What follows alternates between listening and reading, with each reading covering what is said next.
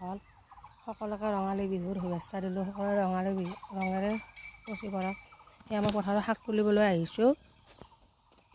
Hello' মকৰি Beas মোৰ বেটা মই শাক তুলিবলৈ আহিছোঁ। এই শাক কি ধুনীয়া ধুনীয়া শাক চাওকচোন। এই মাকৈ, এই ৰঙালাওৰ গাছ আৰু সেই লেচাৰ গাছ হয়।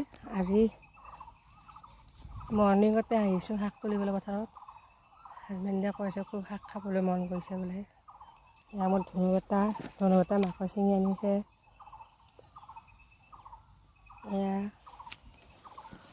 গাইস ভিডিও লাইকটো করব একবার গাইস লাইক শেয়ার সাবস্ক্রাইব করে দিব ইউটিউবত আমিও যাম হয়ে যাব সাবস্ক্রাইব